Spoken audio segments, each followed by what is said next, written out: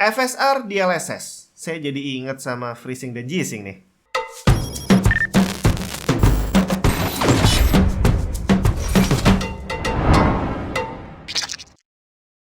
Buat yang Windowsnya masih bajakan, ganti original bre, malulah. Beli aja di cdksales.com. Biar cepet, klik link di deskripsi, ikuti petunjuk pembeliannya, masukin kode vouchernya untuk dapetin diskon tambahan. Setelah dapat key-nya, masuk ke Windows 10 kamu, activate dan selesai. Windows 10 Pro Original udah aktif. cdksales juga menyediakan original key untuk berbagai macam game dan software. Nggak cuma PC game, tapi konsol juga ada loh. Termasuk software pendukung pekerjaan seperti Office. Komplit lah pokoknya. Nggak usah lama-lama, klik link lengkap yang ada di deskripsi. Halo semua, jadi mana?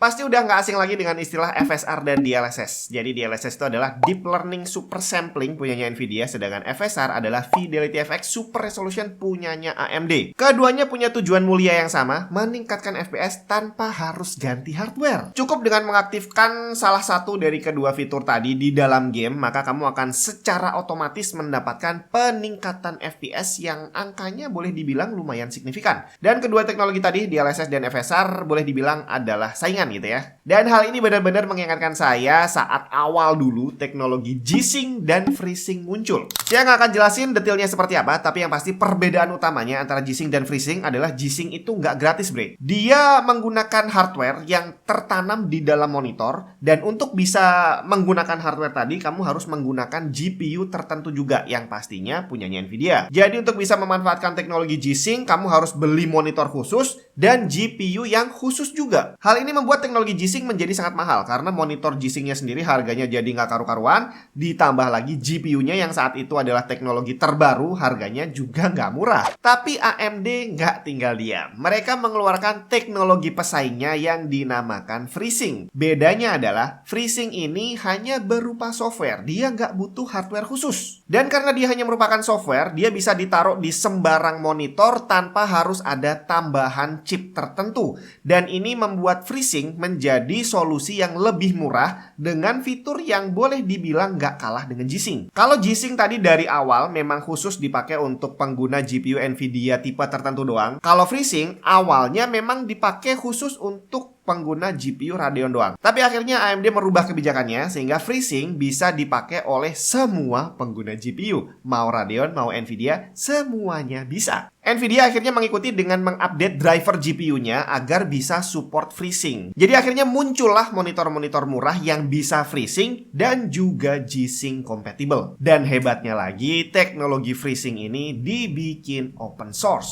Nah, dengan munculnya DLSS dan FSR ini, kok saya jadi ngerasa kayak siklusnya berulang lagi ya. Jadi awalnya Nvidia merilis teknologi DLSS yang membutuhkan prosesor khusus yang dinamakan Tensor Core. DLSS ini adalah suatu teknologi yang menggunakan sistem upscale. Jadi kalau kita main game di resolusi 1080, ya gamenya itu dirender di resolusi 1080. Artinya GPU kamu harus mampu merender gamenya di resolusi tersebut. Nah, dengan teknologi DLSS ini, gamenya dirender di resolusi yang lebih rendah, entah 720, entah 480, entah 360. Kemudian dinaikkan di upscale dan ditampilkan dalam resolusi 1080. Dan sistem upscale DLSS ini menggunakan teknologi AI, Artificial Intelligence, di mana untuk bisa memproses AI-nya tadi dibutuhkan prosesor khusus. Dan Nvidia menyediakan prosesor ini dalam bentuk Tensor Core yang udah ditanamkan pada GPU RTX dimulai dari RTX 2000, 3000 dan seterusnya nanti. Singkatnya sih, untuk bisa menikmati teknologi DLSS yang luar biasa ini, kamu harus pakai GPU yang khusus yang harganya juga nggak murah. Tapi siklus G-Sync FreeSync tadi terulang kembali. AMD mengeluarkan teknologi saingannya yang dinamakan FSR, Fidelity FX Super Resolution,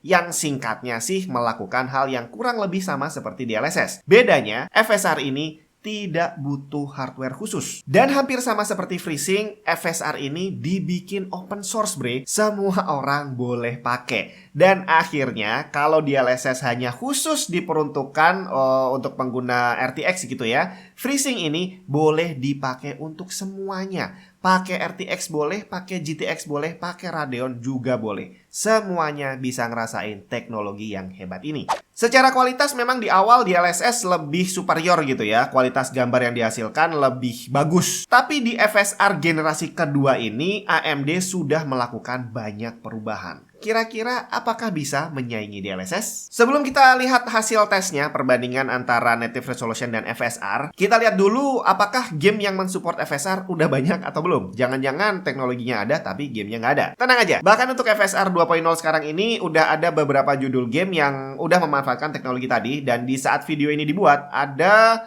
Farming Simulator 2022, terus ada Deathloop, God of War, sama Tiny Tina's Wonderland. Emang masih sedikit sih, tapi list game yang ceritanya bakal mensupport FSR 2.0 ini udah lumayan banyak.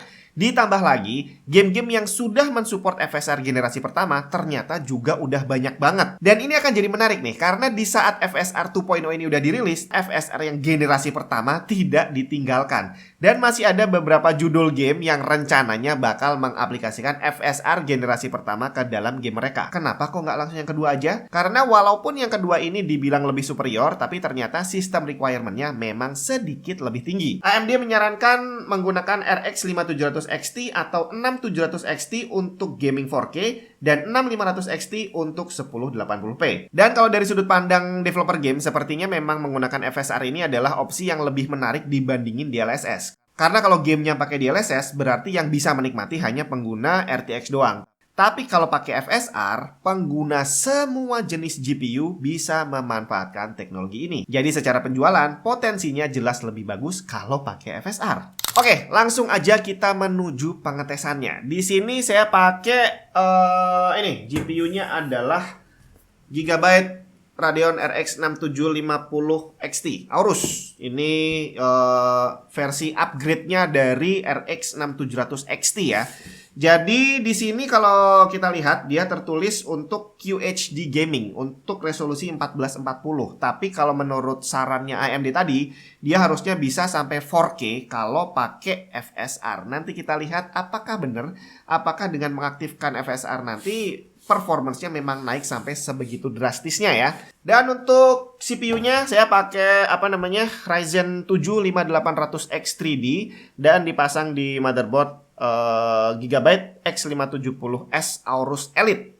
RAM-nya 16GB DDR4. Terus ini power supply-nya juga dari Gigabyte Ultra Durable 750 watt Gold. Kemudian game yang akan saya tes di sini adalah God of War sama Deathloop. Karena saya nggak suka Farming Simulator dan saya juga nggak punya Tiny Tina's Wonderland. Apalah itu, saya nggak punya gamenya itu. Dan ya udah, 2 game aja kayaknya udah cukup untuk mewakili ya. Nah, untuk FSR 2.0 sendiri dia punya 4 mode yang ditawarkan. Ada Quality, Balance, Performance, dan Ultra Performance. Jadi contohnya nih, kalau kamu main di resolusi 1080 dan mengaktifkan FSR dengan mode quality, maka gamenya akan dirender di resolusi 720, kemudian di upscale jadi 1080. Dan kalau pakai Ultra Performance, maka gamenya akan dirender di resolusi 360, kemudian di upscale 3 kali lipat ke 1080.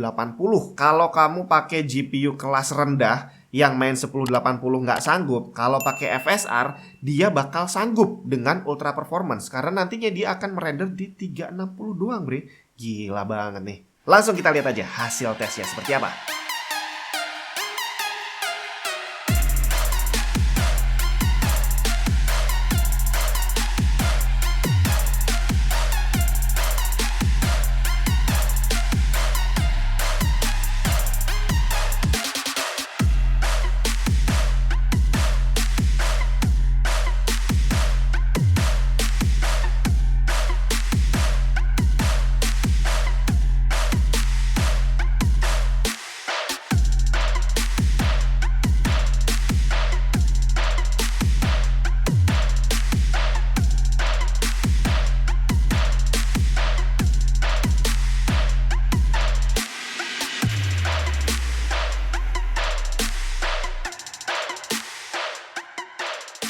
Gimana? Secara FPS ternyata peningkatannya lumayan signifikan. Dan secara gambarnya nanti kita lihat apakah kita bisa membedakan antara native resolution dengan yang FSR gitu ya. Tapi kita lihat dulu secara teknologinya apa yang dilakukan di balik layar. Nvidia dengan DLSS menggunakan AI untuk melakukan upscale. Jadi AI tadi berfungsi untuk mendeteksi bagian apa aja yang perlu ditambal selama proses upscale terjadi, agar outputnya bisa terlihat sama halusnya seperti native resolution. Jadi yang dilakukan DLSS semuanya otomatis diproses oleh machine learning yang semuanya dihandle oleh Tensor Core. Tapi ternyata FSR nggak punya teknologi AI. Tapi hal ini bukan membuat dia terlihat kalah gitu ya. Malah justru hal ini membuat FSR jadi terlihat jauh lebih hebat. Yang dilakukan FSR adalah menggunakan programming biasa, bukan artificial intelligence. Kalau belum bisa bayangin, saya kasih gambarannya. Gampangnya AI itu bisa melakukan semacam ekstrapolasi data. Misalnya orang nulis huruf A, bentuknya bisa beda-beda. Dengan AI, kita cukup ngasih beberapa contoh bentuk huruf A. Untuk selanjutnya, AI ini akan belajar mengambil benang merah sendiri dan akan bisa mendeteksi huruf A yang bentuknya baru belum pernah mereka lihat. Kalau program biasa, nggak bisa dia belajar sendiri kayak gitu. Kita harus masukin parameternya manual, bahwa huruf A itu bentuknya ya seperti ini atau seperti itu. Jadi kalau ada 10 varian, ya 10-10-nya harus kita masukin. Dan kalau nanti ada bentuk huruf A yang baru, sistemnya nggak bisa otomatis mendeteksi. Terus mana yang lebih bagus? Kalau secara kata-kata, kayaknya AI lebih canggih deh ya. Secara teknologi memang benar AI itu lebih canggih. DLSS memang lebih canggih daripada FSR secara teknologi. Tapi tadi minusnya dia butuh prosesor khusus yang akhirnya membuat dia menjadi solusi yang mahal untuk bisa memanfaatkan teknologi yang bagus. Ditambah lagi, sehebat apapun AI, tetap akan ada batasnya. Walaupun dia bisa mendeteksi 20 macam huruf A, tapi akan ada huruf A lain yang mungkin bentuknya mirip O atau mungkin bentuknya mirip D. Dan kalau sampai ini terjadi, ada kemungkinan AI-nya salah mendeteksi. Dengan program manual, hal ini tidak terjadi.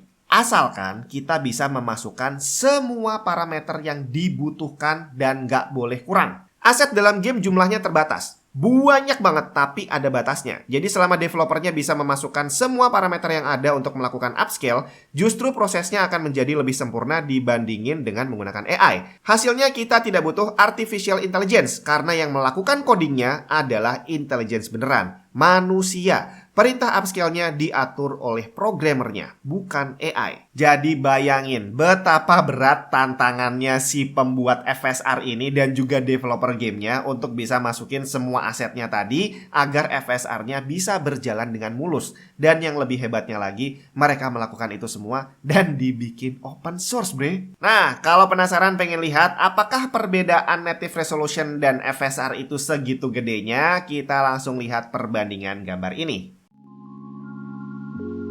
Nah, sekarang kamu lihat ini adalah perbedaan kualitas gambar dari native dan saat menggunakan FSR Point 2 dengan mode quality dan juga performance. Saya nggak akan jelasin detail-detail tentang gambarnya, kamu perhatikan sendiri aja perbedaannya ada di mana. Dan perhatikan dulu, habis ini kita akan praktekin yang berbeda ya.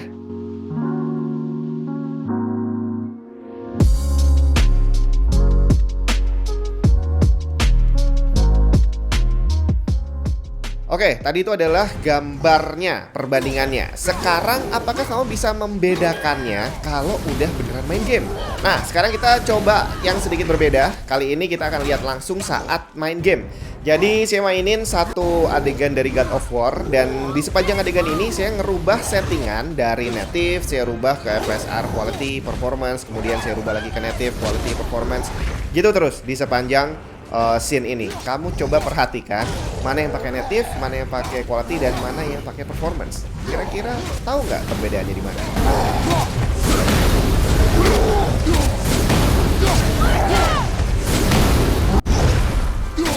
Get control of yourself, boy. Fine! Kill it!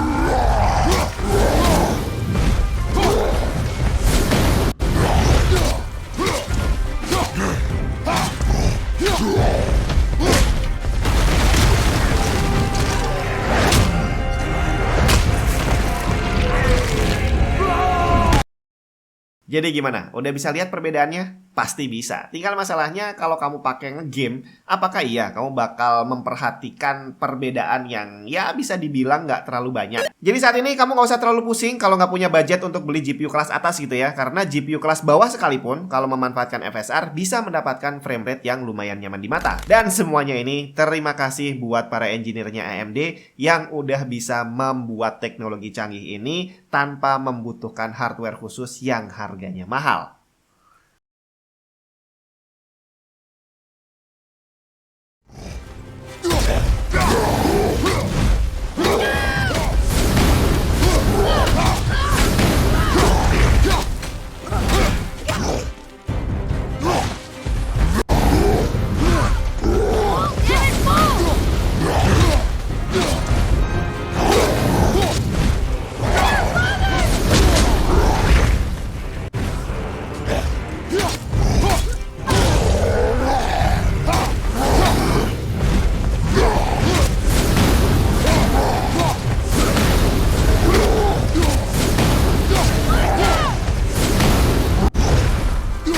Get control of yourself, boy. Fine! Kill it!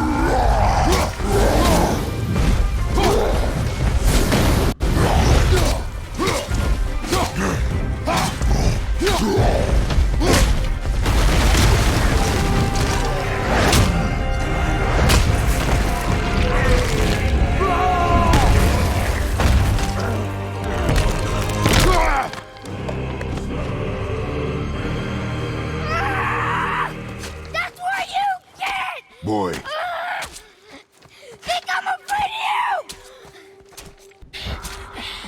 you! You're nothing to me! boy, look at me. Look at me, boy. Boy, look at me. We did it.